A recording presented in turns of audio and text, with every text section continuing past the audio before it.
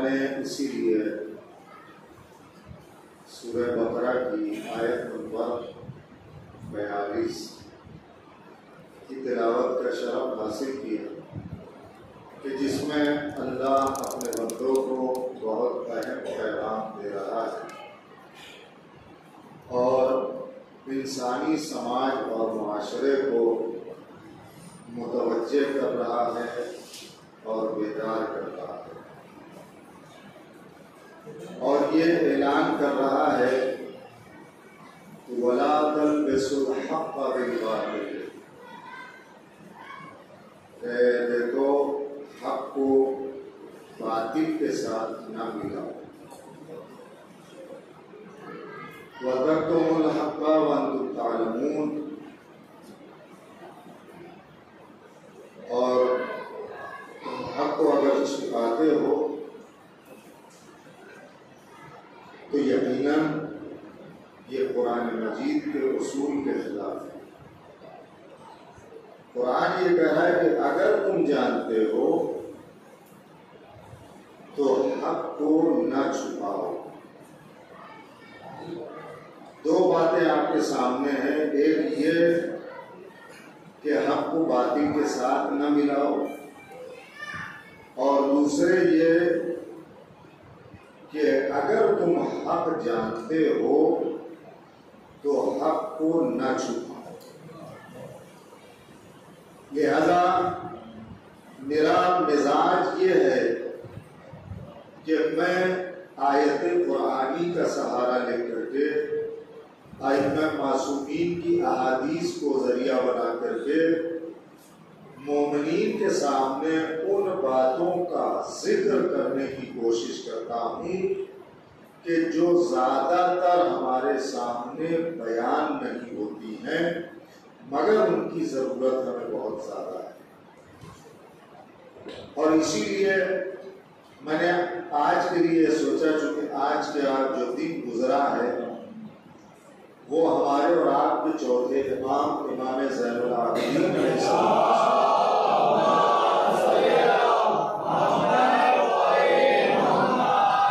کی ولادت کا دن اور روز گزرا ہے۔ اگر چاہنے والوں کی بزم میں یہ سوال کیا جائے کہ یہ بتائیے کہ آج آپ کے جس امام کی ولادت کا دن تھا اس امام کے بارے میں آپ کیا جانتے ہیں؟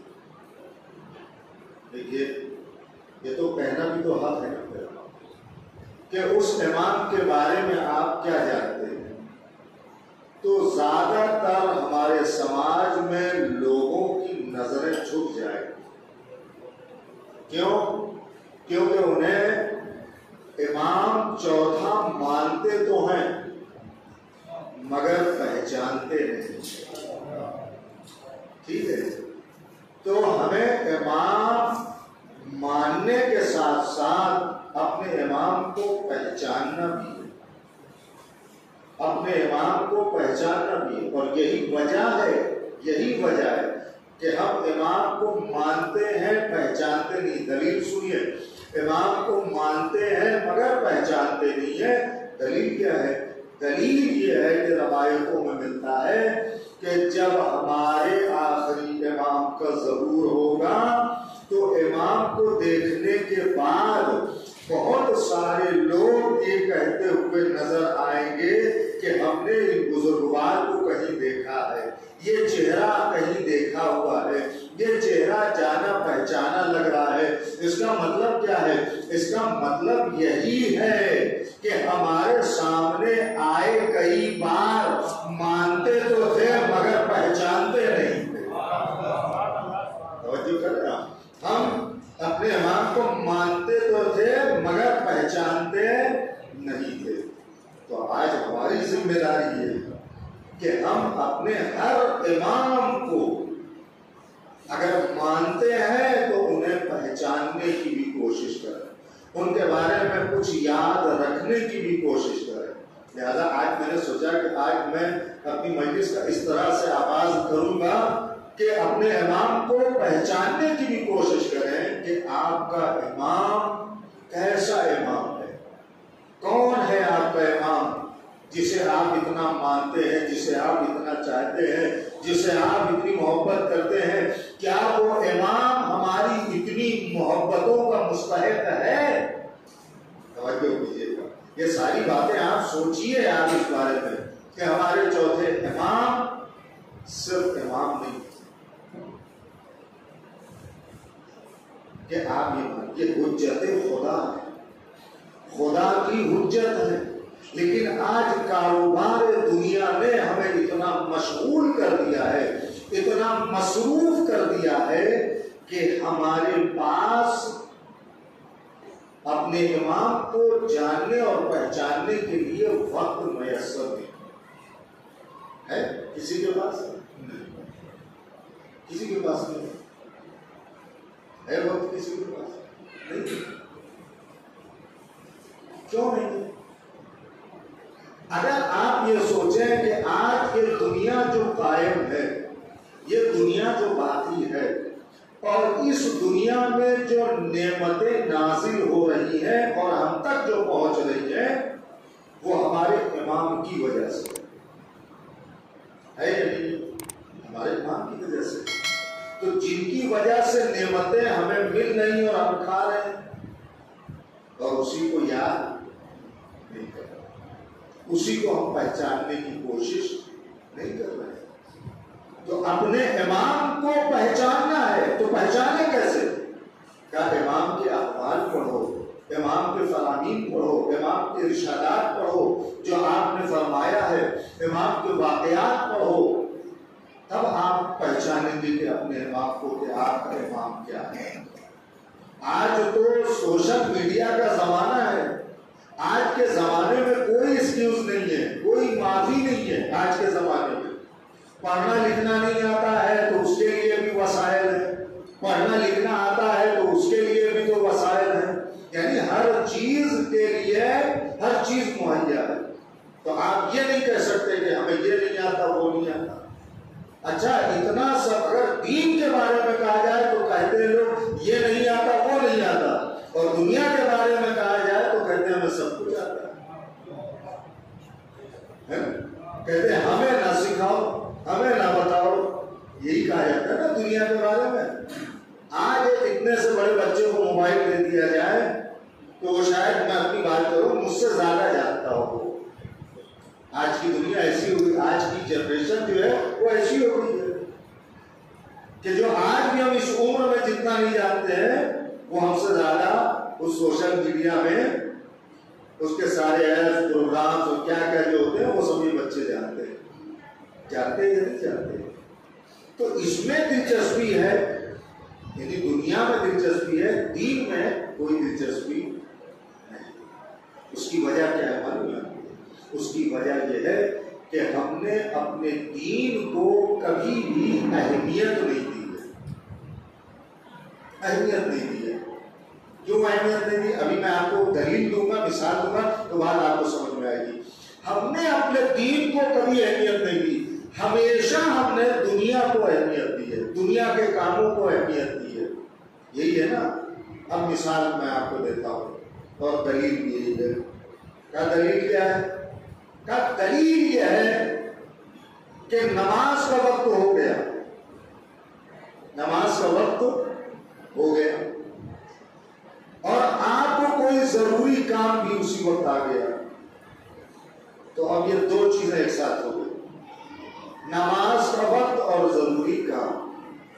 اب آپ سے میں یہ سوال کرتا ہوں کہ آپ کس چیز کا انتخاب کریں گے؟ آپ مجھے بتائیے، آپ جواب دیجیے، کیا کریں گے آپ؟ ضروری نہیں، وہ میرے سامنے والی بات نہ کہیے، وہ دکھانے والی بات نہ کہیے۔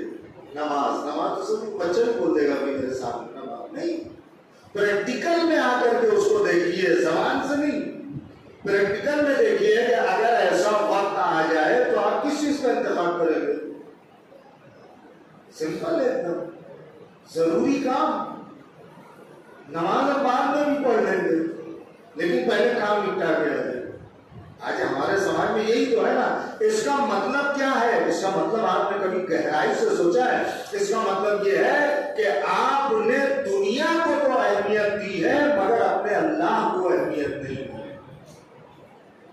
اپنے خدا کو اہمیت نہیں دی ہے، اپنے خدا کی دعوت پر لبیک نہیں کہا، بلکہ ٹھکرا کر کے تم اسے جا رہے ہو۔ وہ تمہیں بلا رہا ہے، حی علی الصلاۃ حی علی الفلاح، بلا رہا ہے۔ ہم نے ٹھکرا دیا، ہم نے کہا نہیں، پہلے دنیا کا کام ہمارے لیے ضروری، نماز کو ہم بعد میں بھی پڑھ لیں گے۔ میں نے ایک مثال اس پہ اکثر میں دیا کرتا ہوں، نماز کو بعد میں بھی پڑھ لیں گے، ٹھیک ہے نماز بعد میں پڑھ لیں گے، مان لیجیے 6 بجے تک آپ کے پاس نماز کا ٹائم ہے، پڑھ لیں گے آپ، ٹھیک ہے، لیکن کوئی تیر نہیں مان لیا آپ نے نماز پڑھ، 3 بجے آ کر کے نماز پڑھا، 4 بجے نماز آ کر کے پڑھا، 5 بجے اذان کب ہوئی؟ کہا 1 بجے اذان ہوئی۔ نماز کب پڑھ رہے ہو؟ کہا 3 بجے نماز پڑھ رہے، 4 بجے پڑھ رہے، 5 بجے پڑھ رہے۔ آئے دیر ہو گئی، گھڑی ٹائم دیکھا، ہم نے کہا کہ 5:30 بجے ابھی ٹائم ہے، چلو جلدی سے نماز پڑھو۔ پڑھ لیا آپ نے نماز، ٹھیک ہے آپ نمازی ہیں، لیکن ایسا نمازی اللہ کو نہیں چاہیے۔ کیوں نہیں چاہیے؟ مثال سنیے، میں نے کہا کہ آپ کی میرے گھر پر دعوت ہے، آپ تشریف لائیے گا، آپ کے لیے جو ہے بہترین پکوان جو ہے ہم پکوا رہے ہیں، اور انشاءاللہ آپ کی دعوت ہے، آئیے اور خوب پیٹ بھر کے کھائیے آپ، اور اس کی لذت سے لطف اندوز ہوئیے۔ ہم نے آپ کو دعوت، ہم نے کہا کہ آپ 1 بجے آ جائیے گا، یا ہم نے کہا 2 بجے آپ آ جائیے گا، ٹھیک ہے۔ اب ہم دسترخوان بچھا کر کے بیٹھے ہوئے ہیں کہ اب آپ آئیں گے، اب آپ آئیں گے، انتظار کرتے کرتے کتنا بج گیا؟ 5 بج گیا، 4 بج گیا، 6 بج گیا۔ اب جب آپ آئے تو آپ بتائیے آپ کے آنے سے مجھے خوشی ہوگی؟ دیکھیے یہ ایک دم آپ کے نیچر میں جا کر کے میں بات کر رہا ہوں، اس سے زیادہ میں واضح نہیں کر سکتا ہوں۔ اب آپ بتائیے کہ جو 1 بجے یا 2 بجے سے اتنی شدت اور اتنے شوق سے انتظار کر رہا تھا، کیا 4-5 بجے آنے پر آپ کے میں خوش ہوں گا؟ نہیں، ناراض ہو جاؤں گا، اور میں یہی کہوں گا کہ یہ وقت ہے آنے کا، میں نے تمہیں 2 بجے بلایا تھا، تم 4 بجے آ رہے ہو، 5 بجے آ رہے ہو۔ بس یہی حال نماز کا بھی ہے، اللہ 1 بجے تمہاری انتظار کرتا ہے کہ اب میرا بندہ آئے، اب میرا بندہ آئے، لیکن وہ بندہ آ رہا ہے 4 بجے 5 بجے، تو آپ بتائیے آپ کا اللہ خوش ہوگا؟ وہ تو یہی کہے گا کہ جب ہم نے تم کو بلایا تو تم آئے نہیں، ہماری مرضی سے تم آئے نہیں ہو، اب جو تم آ رہے ہو وہ اپنی مرضی سے آ رہے ہو۔ لہذا جس کو رضایت پروردگار کی پرواہ نہ ہو تو پھر وہ بھی تو کہہ سکتا ہے میرے بندے مجھے بھی میری کوئی پرواہ نہیں۔ آج ہماری مشکلات یہیں پر ہیں، یہیں پر ہے کہ ہم دین کو اہمیت نہیں دیتے ہیں، دنیا کو ہم زیادہ اہمیت دیتے ہیں، اور اسی لیے ہمارے یہاں قرآن پڑھانے والے کی جو فیس ہے وہ بہت معمولی ہے، لیکن اگر انگلش پڑھانے والے کی فیس دیکھا جائے تو بہت ہائی فائی ہے یا نہیں؟ کیوں؟ اسی لیے قرآن بہت بڑی کتاب ہے، بہت بڑی کتاب ہے، اتنی بڑی کتاب ہے کہ ہم اس کو ہمیشہ گھر کے اوپر رکھتے ہیں، گھر میں سب سے اونچی جگہ رکھتے ہیں، سمجھ رہے ہیں؟ اتنی بڑی کتاب ہے۔ اب آپ سوچیں، جملہ آپ کے سامنے عرض کر رہا ہوں، اتنی بڑی کتاب ہے تو آپ سوچئے اس کا پڑھانے والا کتنا بڑا ہوگا، پڑھانے والا کتنا بڑا ہوگا۔ تو جب ہم نے کتاب کی اہمیت کو نہیں سمجھا تو پڑھانے والے کی اہمیت کو کیا سمجھے، پڑھانے والے کی اہمیت کو کیا سمجھے۔ جبکہ میں ابھی بہت جلد میں نے مجلس میں ایک روایت پڑھی تھی، آپ کو معلوم ہے یہ کتاب قرآن مجید، دیکھیں میرا ہاتھ بھی اونچائی کی طرف جا رہا ہے جب میں کہہ رہا ہوں یہ کتاب، یعنی ہمارے یہاں زیادہ تر وہ کتاب بلندیوں پہ ہی رکھی رہتی ہے۔ اس کی اہمیت کیا ہے؟ اس کی اہمیت کے لیے ایک روایت پڑھتا ہوں اور اس کے بعد پھر میں آپ کی روایت ہوں۔ اہمیت اس کی یہ ہے کہ قیامت کے دن اللہ اپنے بندوں کے سامنے اس کا نامہ اعمال پیش کرے گا. دیکھیے وہ تو آپ نے جو سنا نا روایت، میں اسی روایت کو نہیں پڑھ رہا ہوں جو آپ بار بار سنتے رہتے ہیں، میں یہ وہ روایت سنا رہا ہوں جو آپ نہیں سنے ہوں. کہا قیامت کے دن اللہ اپنے بندوں کے سامنے اس کا نامہ اعمال پیش کرے گا، اس کے سامنے لا کر کے رکھ دے گا یہ تمہارا نامہ اعمال ہے. اچھا صرف نامہ اعمال ہمارے سامنے پیش نہیں کیا ہے بلکہ حکم خدا یہ ہوگا اقرا کتاب. سورہ بنی اسرائیل آیت نمبر 14 میں دیکھیے اللہ کہہ رہا ہے کہ پڑھو اپنے نامہ اعمال کو، پڑھو اپنے نامہ اعمال کو. اب یہاں پہ رک کر کے ایک بات کہوں تب یہ روایت آپ کو سمجھ میں آئے. آپ دنیا میں کوئی بھی کام کرتے ہیں تو کیا کرتے ہیں بتائیے؟ ہاں کیا کرتے ہیں؟ اچھا آسان تو جب آپ کھانا کھانے کے لیے بیٹھتے ہیں تو کھانا جب شروع کرتے ہیں تو کیا کرتے ہیں بتائیے؟ بسم اللہ الرحمن الرحیم. وہ بھی یاد رہا تو ٹھیک، یاد رہا تو ہم کو کیا کرنا ہے؟ اس بسم اللہ کو اپنی عادت بنانا ہے. عادت بنانا ہے. گھر سے باہر قدم نکالنا ہے بسم اللہ کر کے، کھانے کی ابتدا کر رہے ہیں بسم اللہ کر کے، کھا چکے الحمدللہ. کوئی بھی کام کرو، کرسی پہ بیٹھ بھی رہے ہو نا تو بسم اللہ کر کے بیٹھو. دیکھیے یہ ساری روایتوں کو میں زمین پہ بیٹھے ہو بسم اللہ کہہ کے بیٹھو، یہ عادت بنا لو اپنی. بسم اللہ ہے نا، یہ عادت بنانا ہے، اس کا فائدہ ہوگا آپ کو. اچھا یہاں پہ ایک روایت ہے، کسی نے ہمارے اولاد کے چھٹے امام سے پوچھا مولا کہ ہم بسم اللہ کر کے کھانا کھاتے ہیں لیکن اس کے بعد بھی ہمیں وہ کھانا نقصان پہنچا دیتا ہے، تو پھر بسم اللہ کرنے کا فائدہ کیا ہے؟ لیکن یاد رکھیے گا جب چوری کریے گا تو بسم اللہ نہ کریے، کیونکہ اگر بسم اللہ کریں گے تو ڈنڈا ضرور پڑے گا. سلوات پڑھیے محمد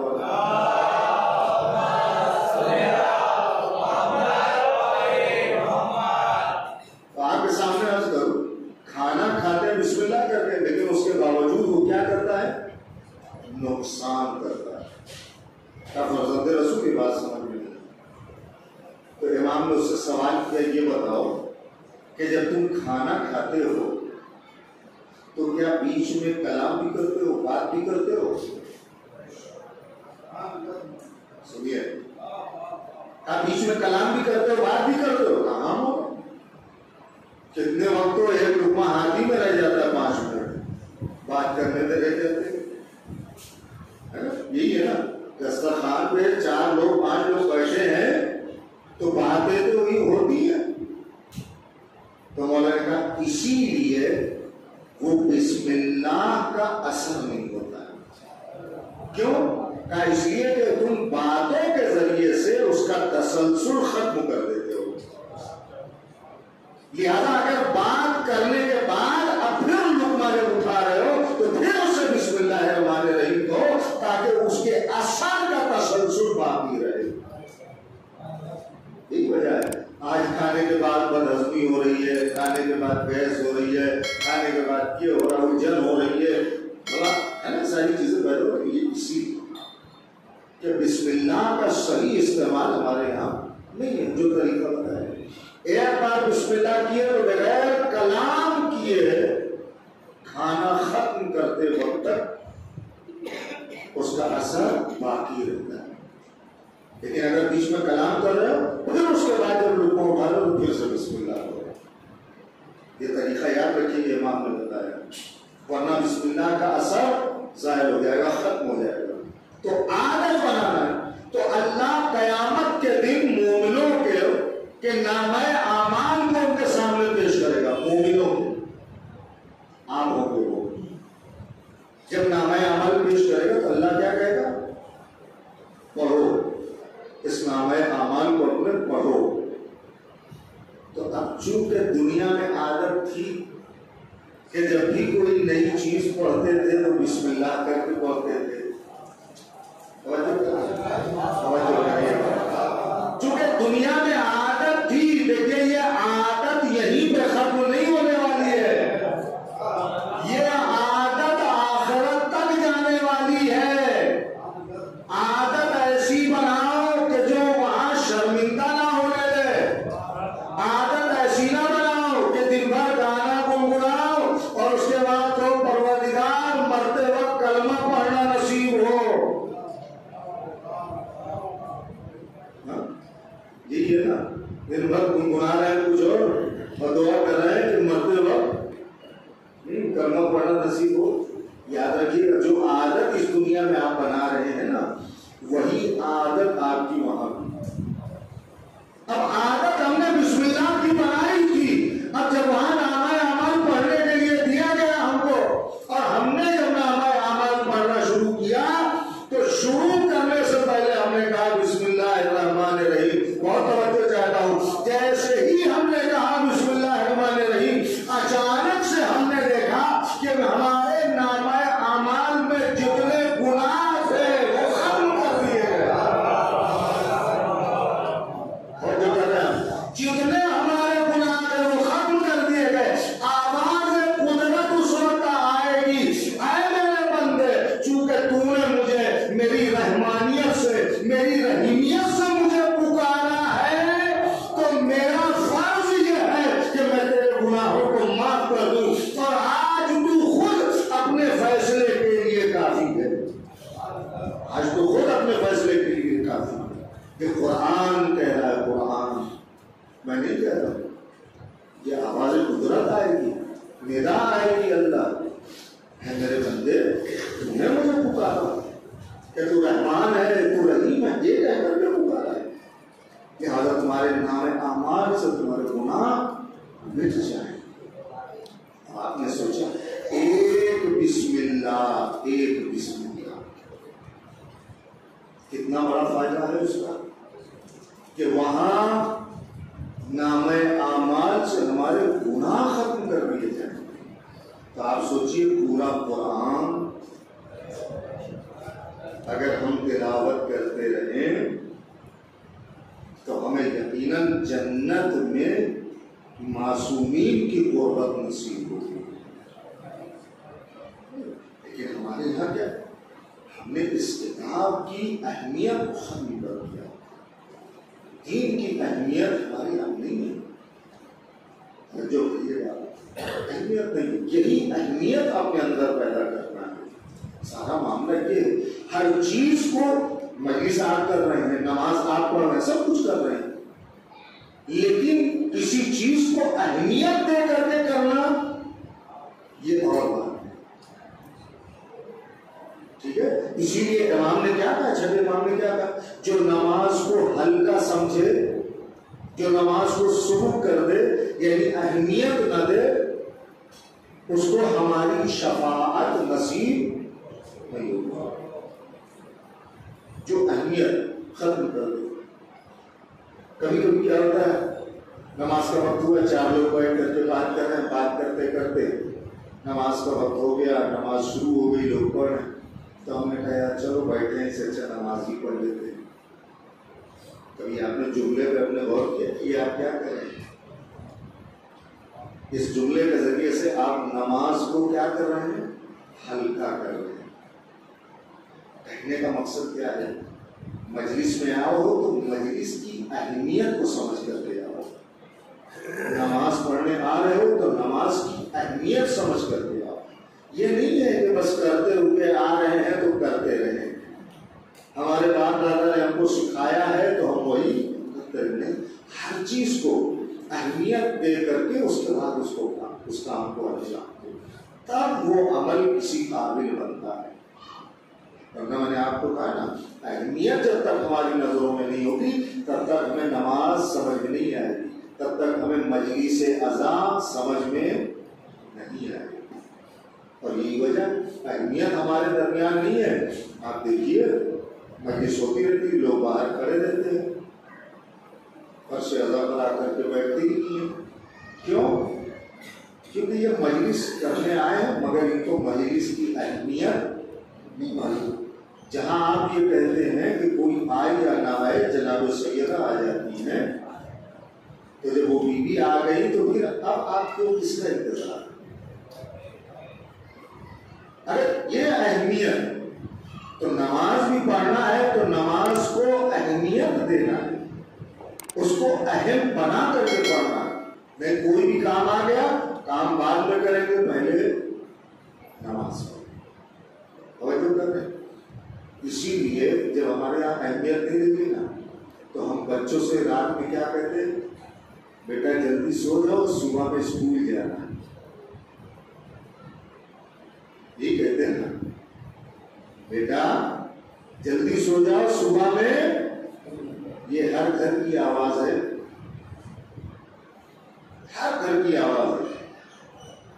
ہم یہ نہیں کہتے اپنے بچے سے کہ بیٹا سو جاؤ جلدی صبح میں نماز فجر پڑھنا ہے. اپنے الفاظ سے آپ خود بچے کے ذہن میں دنیا کی اہمیت کو بڑھا رہے ہیں, دین کی اہمیت کو گھٹا رہے ہیں. اگر آپ یہ کہیے کہ بیٹا سو جاؤ صبح میں پہلے نماز فجر پڑھنا ہے اس کے بعد تمہیں اسکول جانا ہے, تب وہ بیٹا آگے چل کر کے دین اور دنیا میں اعتدال اور توازن پیدا کرتا ہے. ورنہ نہیں, اس نے تو یہی دیکھا کہ ہمارے بابا ہماری ماں ہمارے گھر والے ہمیں تو یہی کہتے ہیں کہ سلاتے تھے بیٹا جلدی سو جاؤ صبح میں اسکول کے لیے اٹھنا ہے. نماز فجر ہمیں کبھی بتائی نہیں کہ اٹھنا ہے نماز فجر کے لیے. ہم نے خود اہمیت نہیں بتائی اپنے بچوں کو. کیوں؟ کیونکہ اس لیے ہم کو خود نہیں اہمیت معلوم ہے. لہذا اہمیت کو سمجھنا ہے, کام کی اہمیت کیا ہے وہ ہمیں سمجھنا ہے. آپ کام پہ کیوں جاتے ہیں؟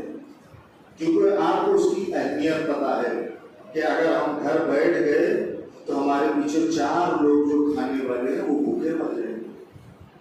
یہ اہمیت آپ کو پتا ہے نا, اس لیے آپ کام پر ڈیلی ریگولر جا رہے ہیں نا. اسی طریقے سے آپ کو اس کے لیے بھی اہمیت دے رہا ہے. سمجھ میں آ رہا؟ تو امام کو جاننا پہچاننا ہے, امام کو اس کو اہمیت دیجیے.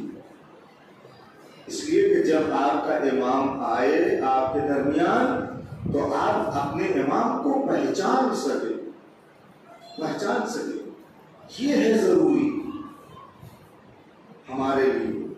ورنہ جاننے کو تو دنیا جانتی ہے لیکن پہچاننے کو لوگ نہیں پہچانتے.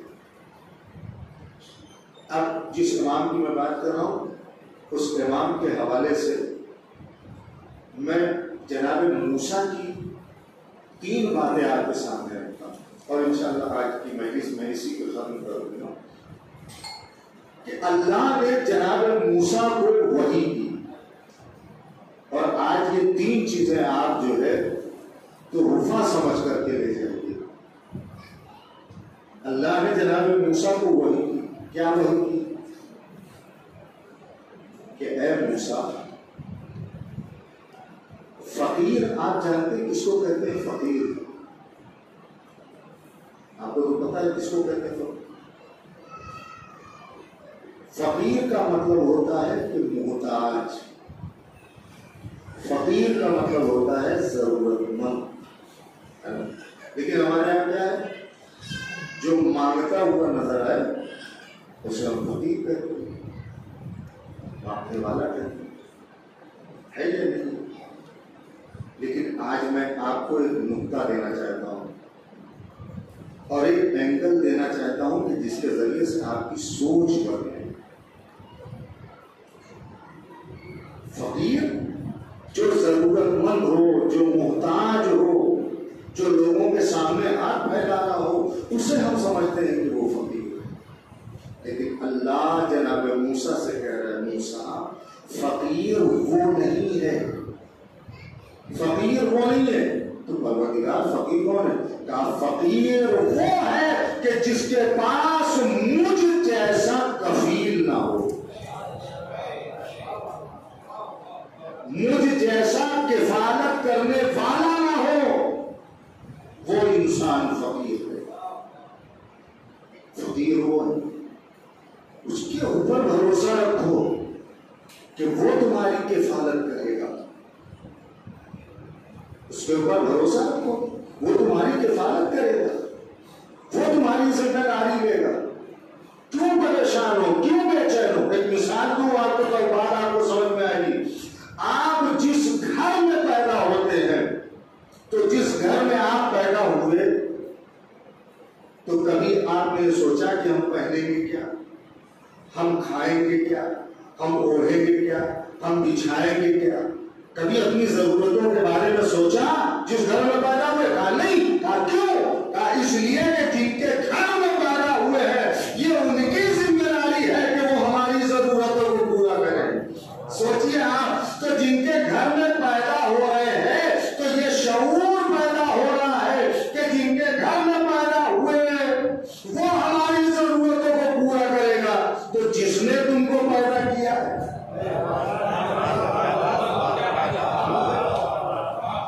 وہ تو تمہیں نظر انداز نہیں کرے گا، وہ تو تمہاری ضرورتوں کو پورا کرے گا، اور وہی ہے جو تمہاری ضرورتوں کو پورا کر سکتا ہے۔ اگر یہ بات تم سمجھ جاؤ کہ اس کے جیسا کوئی کفیل نہیں ہو سکتا، اس کے جیسی کوئی کفالت کرنے والا نہیں ہو سکتا، اگر یہ راز سمجھ جاؤ تو سارے مسائل تمہارے خود بخود حل ہوتے رہیں گے، حل ہوتے ہوئے نظر آئیں گے۔ بس یہ سمجھ لو، تو فقیر کون ہے؟ جس کے پاس اس جیسا من لیس لہو مثلی کفیل، جس کے پاس اس کے جیسا کفالت کرنے والا نہ ہو۔ جب مان لیا ہے کہ وہ ہے کفالت کرنے والا، وہ ہمارا کفیل ہے، وہ ہمارے لیے کافی ہے، تو یہ زندگی میں پریشانی کیوں ہے؟ پریشانیوں کا سبب یہ ہے کہ ہم زبان سے تو کہتے ہیں مگر عمل سے اس کا اقرار نہیں کرتے۔ ہمیں اس راز کو سمجھنا ہوگا۔ اب میں ایک مثال دوں آپ کو، آیت اللہ مشکلی، وہ کہتے ہیں کہ پہلے کے زمانے میں جب ہم علم دین حاصل کرتے تھے تو بڑی مشکلات تھی، بڑی پریشانیاں تھیں۔ کفیل یاد رکھیے گا، بڑی مشکلات تھی، بڑی پریشانیاں تھی، یہاں تک کہ ہمیں کھانے کی کو بھی اچھے سے نہیں ملتا تھا، 2-2 3 دن بس ایسے گزر جاتا،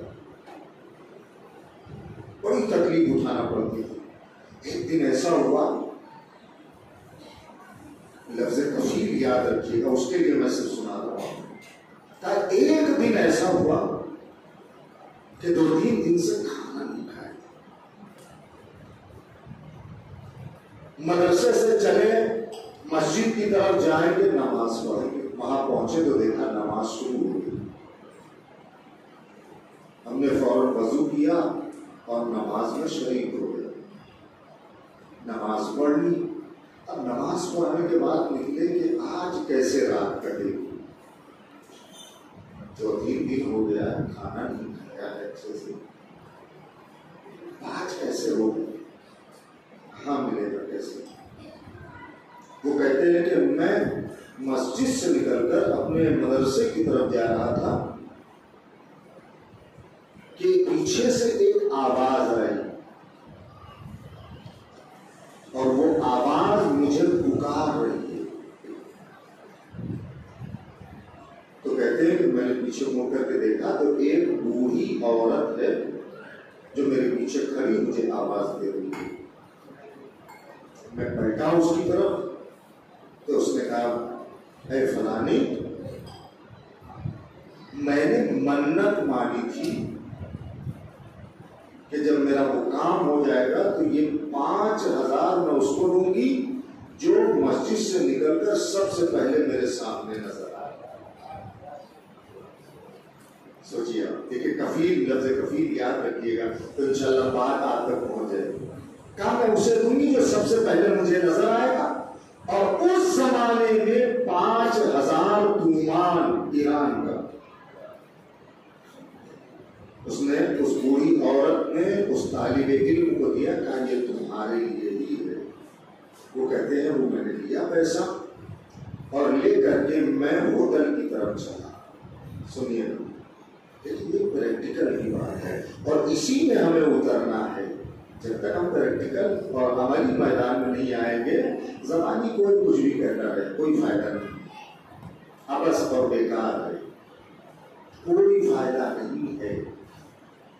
یہ یاد رکھیے گا، امام کی نظروں میں زبانی خرچ کرنے والے جو اندر ان کی کوئی اہمیت نہیں، امام کی نظروں میں ان کی اہمیت ہے جو عمل کے میدان میں اترے ہوئے ہیں۔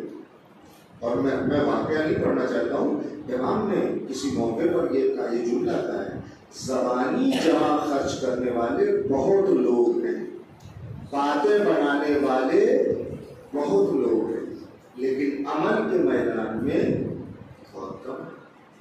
اور یہ تو امام حسین علیہ السلام نے بھی کہا تھا کہ جب دین سے فائدہ اٹھانے کی بات آتی ہے تو لوگ اس کے ارد گرد گھومتے رہتے ہیں، لیکن جب اسی دین کو بچانے کے لیے، دین کے لیے قربانی دینے کے لیے وقت آتا ہے تو پھر گنے چنے افراد رہ جاتے ہیں۔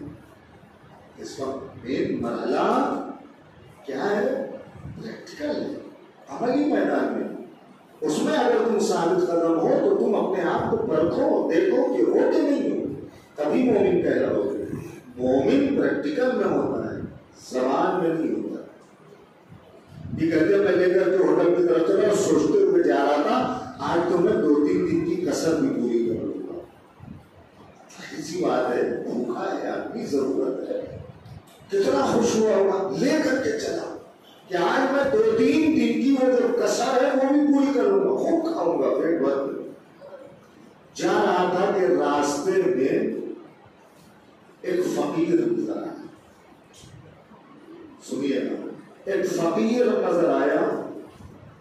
میں نے کیا کہا ہے؟ دیکھیے میں اس بات پر زور دے رہا ہوں، آپ کو ڈٹے رہنا ہے، پریشان نہیں ہونا ہے، نہ اپنے آپ کو پریشان کرنا ہے، ایک اطمینان اپنے اندر پیدا کرنا ہے، کسی کے سامنے جانا نہیں ہے، کسی کے سامنے اپنی زبان نہیں کھولنا ہے، یہ کہو کہ میں نے تجھے کفیل مانا ہے،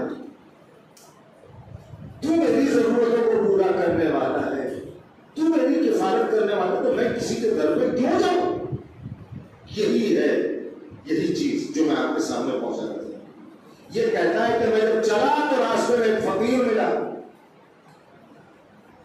تو میں نے سوچا کہ چلو جیسے 2-3 دن نہیں کچھ کھایا ویسے ایک دن اور سے اس بیچارے کی میں مدد کر دیتا ہوں، شاید اس سے میرا اللہ خوش ہو جائے۔ یہ پریکٹیکل میں آپ بتائیے کتنا مشکل ہے۔ ایک ٹائم کھانا نہ ملے اور دوسرے ٹائم اگر تھوڑا کھانا آنے میں دیر ہو جائے تو گھر میں کیا ہنگامہ ہوتا ہے؟ ہاں، ایسا لگتا ہے بیوی بچوں پر احسان کر دیا ایک ٹائم نہ کھا کر، کیا ہنگامہ ہوتا ہے؟ نہیں ہوتا اگر ایک ٹائم نہیں کھا، ذرا سے دیر ہو جائے تو ہنگامہ۔ سوچیے یہاں تو 2-3 دن کی بات ہے، عمل کے میدان میں یہ بڑا مشکل کام ہے کہ ایک طرف اپنی بھی ضرورت ہے اور دوسری طرف سامنے والے کی بھی ضرورت ہے۔ یہی مرحلہ وہ مرحلہ ہے جو سب سے کٹھن اور مشکل مرحلہ ہے، اور اسی کو اگر کوئی انسان طے کر لے تب وہ مومن بنتا ہے، تب وہ صاحب ایمان بنتا ہے۔ زبان خرچ کرنے سے کوئی مومن نہیں بنتا ہے۔ کہ میں جیسے 2-3 دن رہا نہیں ملا کھانے کو، ایک دن اور صحیح دیکھا ہوں، اگر یہ بیچارہ پتہ نہیں کیا اس کو ضرورت ہے، اسے دے دیتا ہوں۔ پورا کے پورا 5000 رومال جو اسے ملا تھا اس فقیر کو دے دیا اور واپس لوٹنے لگا۔ سنیے، اگر اس سے مان لیا ہے کہ وہ کفالت کرنے والا ہے تو جب یہ پلٹ رہا تھا نا تو کچھ دور چلا کے سامنے سے ایک تاجر نظر آیا کہ جو اس کی طرف بڑھ رہا تھا، اس طالب علم کی طرف، اور جب وہ تاجر قریب آیا اس طالب علم کے تو ایک مرتبہ وہ تاجر کیا کہتا ہے معلوم؟ میں تو تمہیں کو ڈھونڈ رہا تھا. سنیے حضرت، کہا میں تو تمہیں کو ڈھونڈ رہا تھا اور میں نے یہ طے کیا تھا کہ یہ 50,000 طوفان میں صرف تمہیں ہی دوں گا. دیے کتنے تھے؟ 5,000. مل کتنا رہا ہے؟ بس یہی چیز اپنے اندر پیدا کہتے ہیں کہ 50,000، اور وہ کہہ رہا ہے کہ اس کے باوجود اس کو ضرورت ہے، لیکن پھر بھی وہ یہ چاہ رہا ہے کہ یہ پیسہ میں نہ لوں. لیکن اس کی ضد تھی کہ نہیں، میں یہ پیسہ تم ہی کو دوں. لہٰذا آج تم بڑی مشکل سے مجھے ملے ہو، یہ تمہارے کفالت اور کفیل ہونے کا مطلب کہ جب تم نے اپنے آپ کو اس کے حوالے کر دیا ہے، پھر تمہیں سوچنے کی ضرورت ایسی جگہ سے اسباب پیدا کر دے گا کہ تمہارے ہوش ہو جائے، کہ تم سوچ بھی نہیں سکتے ہو، سوچ بھی نہیں سکتے ہو. جلدی جلدی میں عرض کروں آپ کو، سوچ بھی نہیں سکتے ہو وہ تمہیں ایسا دے گا، اتنا دے گا. کہا کیا ہوا؟ کہا کہ ایک بادشاہ، اس نے صبح صبح اپنے تمام مشیروں کو، نوکروں کو، وزیروں کو جمع کیا، اور جمع کرنے کے بعد کہا چلو شکار پہ چلنا. یہ لوگ صبح کے وقت شکار کے لیے نکلے اور ظہر تک جو ہے شکار کرتے رہے اور خوب شکار کیا. جب ظہر کا وقت آیا تو بادشاہ کے لیے بھنا ہوا پرندہ لایا گیا، بادشاہ کے سامنے رکھا گیا. ابھی اس نے ہاتھ بھی نہیں لگایا تھا پرندے کو کہ ایک باز اڑتا ہوا آیا اور اس بھنے ہوئے پرندے کو اٹھایا اور لے کر کے چل دیا. دیکھ رہے ہیں آج ہی ہو رہا ہے، محنت کوئی کرنا ہے اور مزے کوئی اور. باپ دادا بنا کے جاتے ہیں، بچے اس پہ کیا کرتے ہیں؟ مزے کرتے ہیں. لیکن ہر آدمی کو ہوش کے ناخون یہ لینا چاہیے کہ کچھ تو اپنی زندگی میں ہی کر کے جاؤ اپنے لیے. بعد والوں سے امید نہ رکھو. تو یہ تجربات تمہیں ہوتے رہتے ہیں. تمہارے جانے کے بعد کروڑوں کا بنایا، اب کروڑوں پہ جھگڑا ہو رہا ہے بچوں کو، کون کتنا لے گا، کس کا کیا ہوگا. اب بات کسی کو یاد، بات کسی کو یاد نہیں ہے. ہر کسی کو تو اپنے سامنے کروڑوں نظر آ رہا ہے. ارے باپ گیا، مرنا تھا مر گیا. تو بہت زیادہ فاتحہ 40واں خوب دھوم دھام سے کرتے ہیں. یہی ہو رہا ہے آج کل کے زمانے میں. اگر یہ دیکھنے کے بعد بھی اگر ہوش کے ناخون نہیں کرتے تو مولا کہتے ہیں کہ تجربے کے بعد بھی اگر کوئی نہ سمجھے تو اس سے بڑا بے وقوف کوئی. آج زیادہ تر ہم جو اپنے سماج میں دیکھ رہے ہیں وہ یہی دیکھ رہے ہیں کہ مرنے والا مر گیا، اس کی نمازیں کتنی قضا ہوئی کسی بچے کو فکر نہیں، روزے کتنے قضا ہوئے کسی بچے کو فکر نہیں، باپ کا قرضہ کتنا تھا کسی بچے کو فکر نہیں ہے. کسی کو ہوتا ہے ہمارے سماج میں ایسا؟ کچھ نہیں ہوتا. ہر کوئی اپنے حصے کا انتظار کر رہا ہوتا ہے. آج کی دنیا یہ ہے. تو سمجھدار انسان وہ ہے کہ جو اپنی زندگی میں ہی اپنی دولت سے اپنے لیے کچھ کر لے. اب آج آیا، پرندے کو اٹھایا اور لے کر کے چلا. جب بادشاہ نے یہ دیکھا تو بادشاہ نے کہا کہ اپنے نوکروں سے کہ تیز رفتار گھوڑے پر سوار ہو کر کے اس پرندے کا پیچھا کرو، دیکھو کہاں اترتا ہے یہ پرندہ. اب سارے کے سارے علامہ دستگیر شیرازی نے لکھا اپنی کتاب میں کہ سارے نوکر جو ہے تیز رفتار گھوڑے پر سوار ہوئے اور اس باز کا پیچھا کرتے ہوئے چلے. کیا دیکھا انہوں نے ایک بار کہ یہ پرندہ ایک پہاڑ کے دامن میں زمین پر اترتا ہے. جب یہ اترا تو اب یہ سارے جو نوکر مشیر بادشاہ یہ سب اکٹھا ہوئے اور یہ ہوا کہ چلو وہاں چل کے دیکھیں کہ یہ کیا کر رہا ہے۔ اب جب وہاں یہ سارے کے سارے لوگ پہنچے تو سب کے ہوش ہو گئے۔ قسم خدا کی اگر اس جملے سے بھی آپ بیدار نہ ہوئے تو مجھے افسوس ہو گیا۔ کہا کہ سارے کے سارے لوگ حیران ہو گئے۔ وہ ماجرا جب انہوں نے دیکھا، کیا دیکھا کہ وہ باز اپنی چونچ سے پرندے کے گوشت کو نوچ نوچ کر کے ایک آدمی وہاں جس کے ہاتھ بندھے ہوئے ہیں پیر بندھے ہوئے ہیں اس کے منہ میں ڈال رہا، یعنی اس انسان کو جو بندھا ہوا زمین پر پڑا ہوا ہے اسے وہ کھلا رہا ہے اس کو۔ اور اس کے بعد دیکھ رہے ہیں یہ ماجرا، کیا دیکھا ماجرا؟ پھر اس کے بعد وہ پرندہ اڑ کر کے جاتا ہے کہیں نزدیک کی جھیل یا تالاب میں اور وہاں سے پانی اپنی چونچ میں لے کر کے آتا ہے اور اس انسان کو پانی پلاتا ہے۔ یہ ہے اس کے کفیل ہونے کا مطلب۔ پوچھا کہ کیا وجہ ہے کہ تم ایسے یہاں پر پڑے ہوئے ہو؟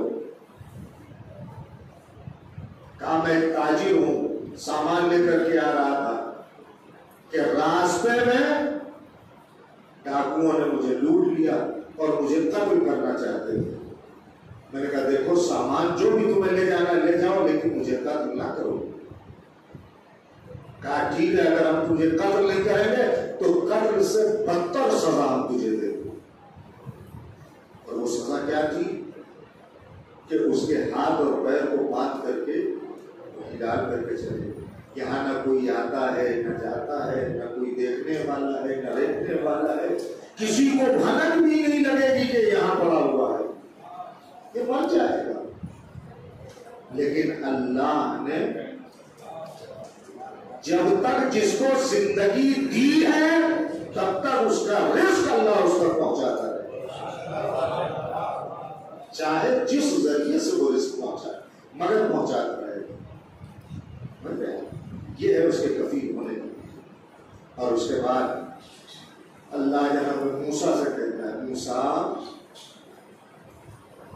بیمار وہ نہیں ہے۔ سنیے بس اسی پہ میں آج بات کروں۔ بیمار وہ نہیں، کون نہیں؟ آج ہمارے یہاں جب کوئی بیمار ہوتا ہے، کسی کو سردی کھانسی بخار یا کچھ اور بھی ہو تو ہم کہتے ہیں کہ یہ انسان بیمار ہو گیا۔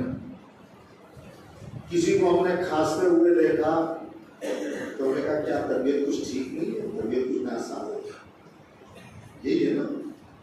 تو ہم کہتے ہیں کہ لگتا ہے کچھ بیمار ہے، طبیعت ٹھیک نہیں ہے، طبیعت ناساز ہے، یہی ہم سمجھتے ہیں۔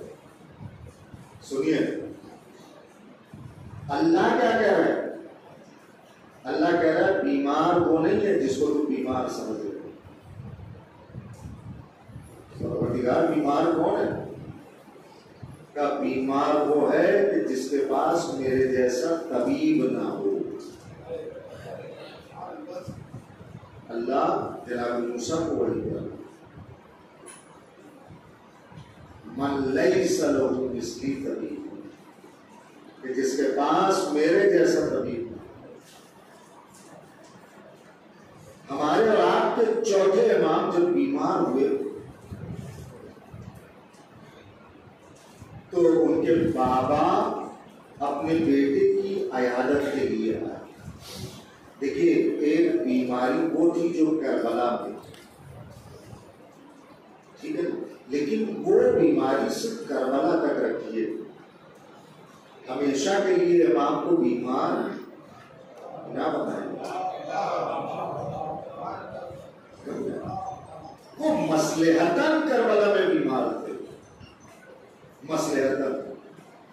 اب اس کے بعد جو ہے ایک دن ایسا ہوتا کہ بیمار ہوئے امام، تو ان کے بابا یعنی کون؟ امام حسین علیہ السلام،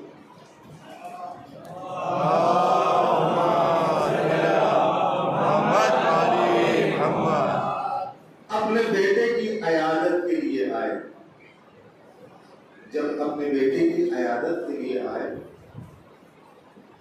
تو آنے کے بعد کیا کہتے ہیں معلوم ہے؟ مولا حسین اپنے بیٹے سے کہتے ہیں بیٹا کوئی خواہش ہو تو بیان کرو. بس آج یہیں پہ میں گفتگو تمام کروں. کہا بیٹا کوئی خواہش ہو تو بیان کرو. پوچھنے والا کون؟ امام. جس سے پوچھا جا رہا ہے وہ کون؟ امام. پوچھنے والے امام نے جب پوچھا کہ بیٹا کوئی خواہش ہو تو بیان کرو تو امام کو کیا کہنا چاہیے تھا؟ اگر ہم بیمار ہوتے ہیں، ہمارے یہاں کوئی آتا ہے ہمیں ہماری عیادت کے لیے دیکھنے کے لیے، تو ہم کیا کہتے ہیں؟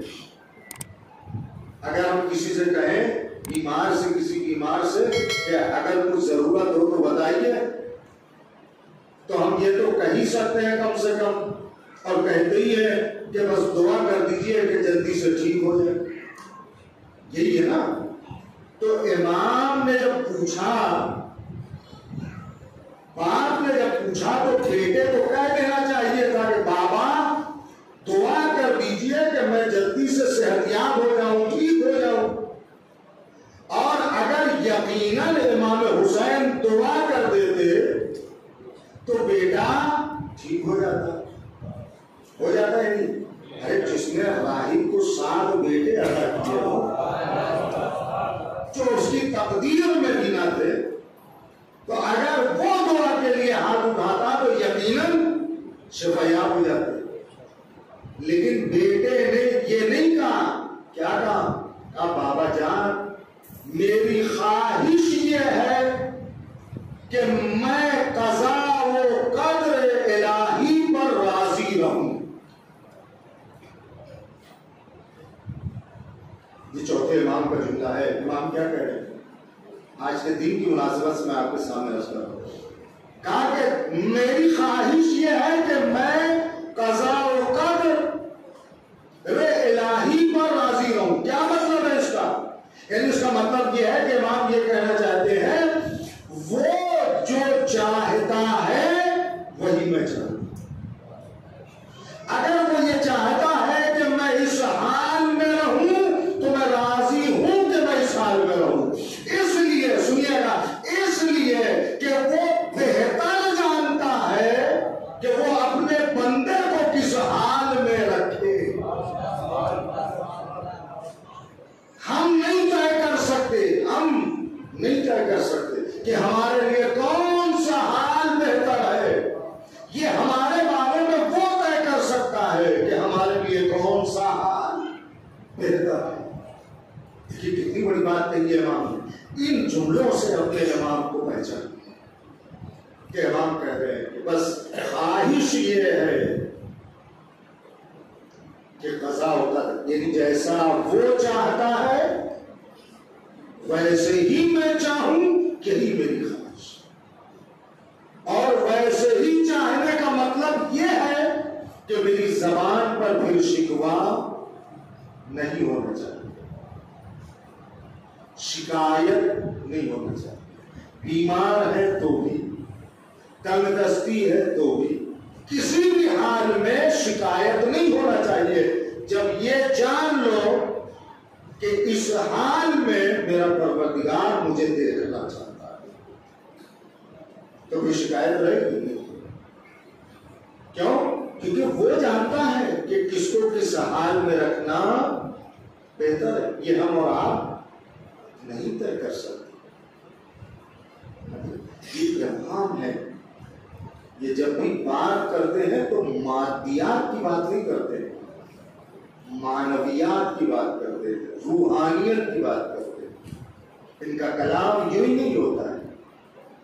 امام نے کتنی بڑی بات ہمیں سکھائی کہ صرف اگر یہ چیز ہمارے اندر آ جائے کہ وہ جس حال میں رکھنا چاہتا ہے اس میں ہم راضی رہنا سیکھ لیں تو ہمارے بہت سارے مسائل حل ہو جاتے ہیں، ہماری بہت ساری مشکلیں آسان ہو جائیں گی، ختم ہو جائیں گی.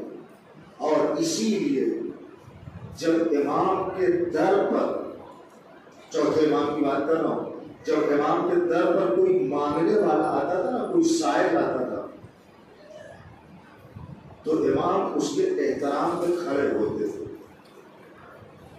اور آج ہمارے سماج میں کیا ہے؟ سائل کا، مانگنے والے کا کوئی احترام نہیں. احترام کم سے کم یہ سوچ کے کرو کہ یہ اللہ کا بندہ، یہ اللہ کی مخلوق، یہ سوچ کر. لیکن ہمارے در پر اگر کوئی سائل آئے تو اس کا کوئی احترام کرتا ہے نہیں، اسے حقارت کی نظر سے دیکھتا ہے، اسے گری ہوئی نظروں سے دیکھتا ہے. دیکھتا ہے یا نہیں دیکھتا؟ دیکھ یا نہ دے یہ الگ بات ہے.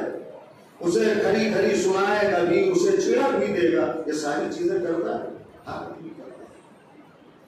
لیکن اسے یہ نہیں پتا کہ یہ جو سائل آیا ہے، یہ جو مانگنے والا آیا، اس کی اہمیت کیا ہے.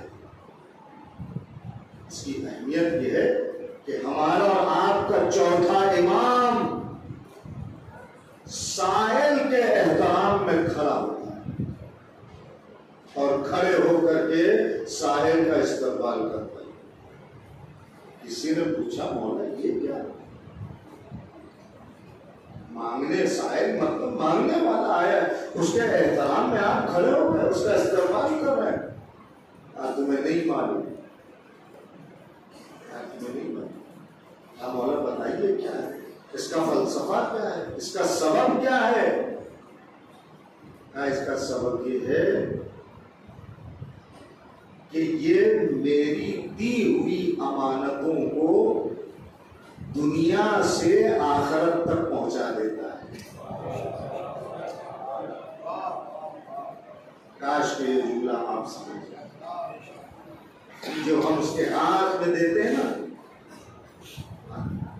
یہی ہم کہہ رہے ہیں کہ یہ ہماری دی ہوئی چیز کو کیا کرتا ہے؟ آخرت تک پہنچا دیتا ہے. اور اس کے بعد امام کا جملہ سنیے، آخرت تک پہنچا دیتا ہے مگر پہنچانے کی کوئی اجرت نہیں لیتا.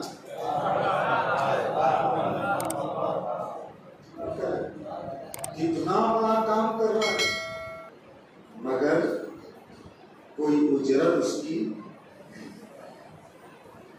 اس لیے امام، میں نے غالباً یہی اسی ممبر سے عرض کیا تھا آپ کے سامنے، 11ویں امام سائل کے ہاتھ کا بوسہ لیتے تھے. اسی ممبر سے مجھے یاد آ رہا ہے، میں نے عرض کیا بوسہ لیتے تھے. اور ایک امام، چوتھا امام کیا کر رہا ہے؟ احترام کے لیے کھڑا. اور جب بھی امام کے سامنے کوئی طالب علم دین آتا تھا تو اس کے احترام کے لیے بھی امام کھڑے ہو جاتے. کون؟ طالب علم دین جب آتا تھا نا تو امام اس کے احترام کے لیے کھڑے ہو جاتے تھے اور کھڑے ہو کر کے احترام کے لیے کہتے تھے اس کے بعد امام کہ یہ رسول اللہ کی وصیت ہے.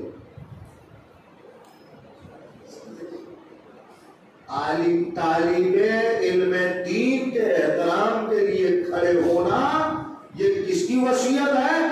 یہ رسول اللہ کی وصیت. اس طریقے سے اسلام میں، دین میں جو علم دین کی اہمیت ہے، جو عظمت ہے، اسے آپ ظاہر کرتے تھے. دیکھو علم دین کی اہمیت کیا ہے، اس کی عظمت کیا ہے کہ جب ایسا شخص ہمارے درمیان میں آئے تو اس کے احترام کے لیے ہمیں کھڑے ہو جانا چاہیے. لیکن ہمارے سماج میں کیا ہے؟ ہمارے سماج میں ایسے شخص کے لیے کوئی کھڑا نہیں.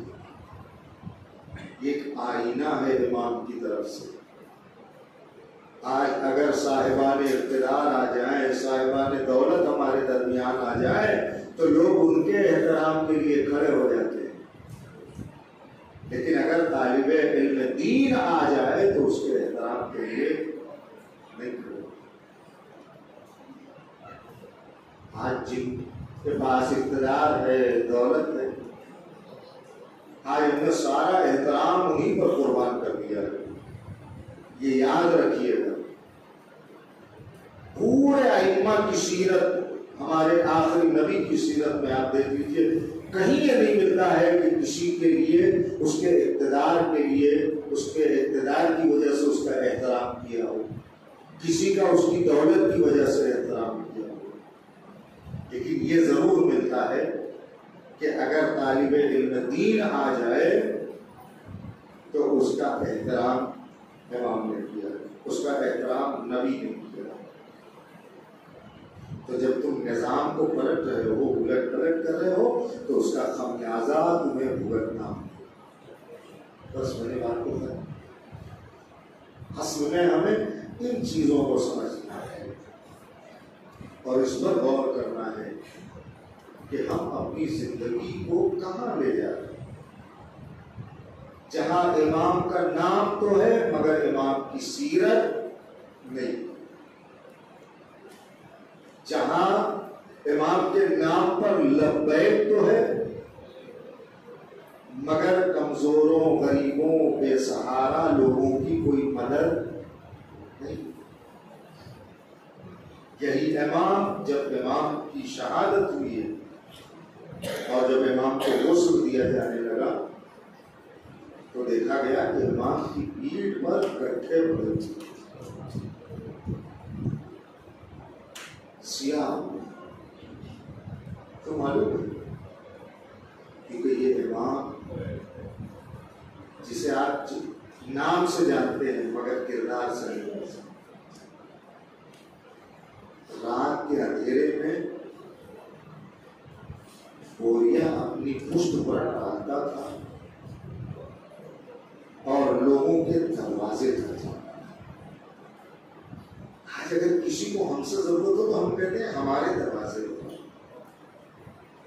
گویا ہم احسان کرتے ہیں اس کے اوپر کہ ہم تمہاری مدد کریں، کہ ہم احسان کریں، ہمارے دروازے پر آؤ۔ امام کی سیرت میں یہ تھی،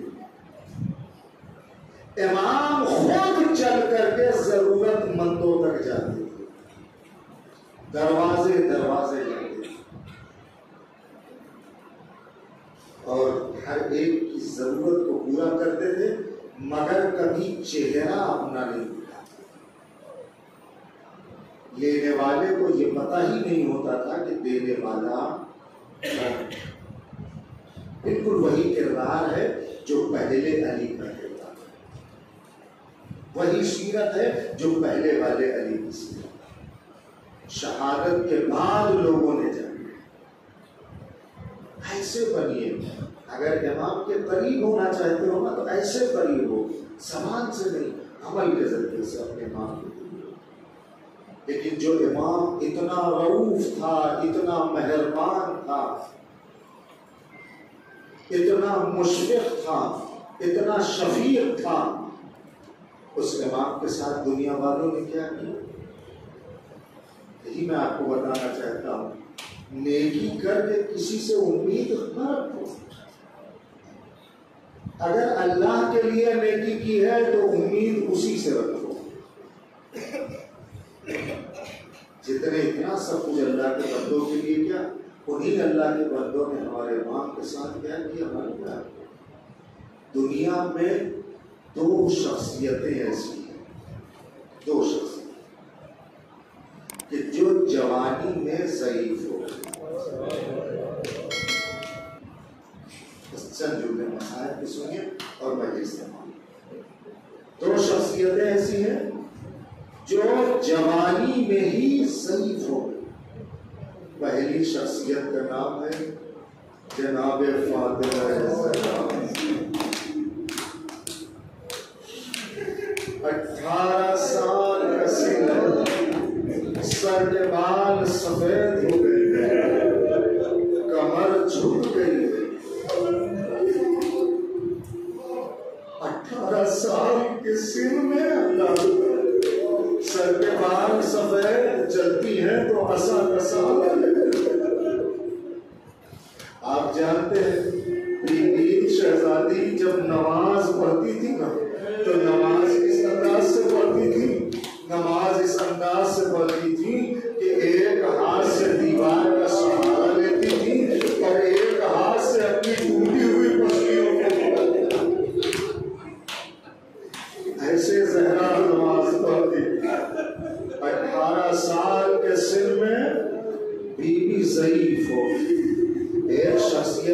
جناب زہرا کی، اور ایک شخصیت ہے جناب زہرا کے بیٹے علی بن حسین۔ آپ جانتے ہیں امام زین العابدین 23 برس کی عمر میں جوان ہوتے ہوئے بھی ضعیف ہو گئے، سر کے بال سفید ہو گئے ہیں، کمر جھک گئی ہے۔ اے عزیزانو، بس آخری جملہ سنیے روایت کا، جب لٹا ہوا قافلہ کربلا سے مدینے میں آیا ہے تو بشیر نے مدینے میں منادی کی کہ اے مدینے والوں، اب مدینہ رہنے کے قابل نہیں رہ گیا۔ ارے جو قافلہ مدینے سے گیا تھا وہ لٹ کر کے واپس مدینے میں آ گیا ہے۔ اے عزادارو، اتنا سننا تھا کہ جناب محمد حنفیہ دورے دورے اس قافلے کے قریب آئے، جب قریب آئے نا تو اس قافلے میں ڈھونڈنے لگے، مگر کہیں پر بھی محمد حنفیہ کو ان کا بھتیجا سید سجاد نظر نہیں آیا۔ اے عزادارو، کلیجہ تھام کر کے سنیے گا، کہیں پر بھی بھتیجا نظر نہیں آ رہا ہے۔ ایک مرتبہ جب غور سے دیکھا تو کیا دیکھا؟ ایک بوڑھا شخص ہے کہ جس کے سر کے بال سفید ہو گئے ہیں، جس کی کمر جھک گئی ہے، جو دیوار سے ٹیک لگائے کھڑا ہے۔ ایک مرتبہ اس کے قریب آئے اور قریب آ کر کے محمد حنفیہ کہتے ہیں، اے ضعیف، اے ضعیف، یہ بتا کیا اس قافلے میں میرا بھتیجا سید سجاد بھی ہے؟ ہاں عزادارو، اب جو اس ضعیف نے چہرہ اٹھایا، جب تو کیا دیکھا کہ ارے یہ کوئی اور نہیں ہے بلکہ میرے چچا محمد حنفیہ ہے۔ ایک مرتبہ سید سجاد سلام کر کے کہتے ہیں، اے چچا، ارے آپ نے اپنے بھتیجے کو نہیں پہچانا، ارے وہی آپ کا بھتیجا سید سجاد ہے۔ ارے یہ سننا تھا کہ محمد حنفیہ کہتے ہیں، اے بیٹا، تیری یہ حالت کیسے ہوئی؟ امام نے شام کی طرف رک کر کے کہا، الشام، الشام، الشام۔ اے چچا، شام کے بازار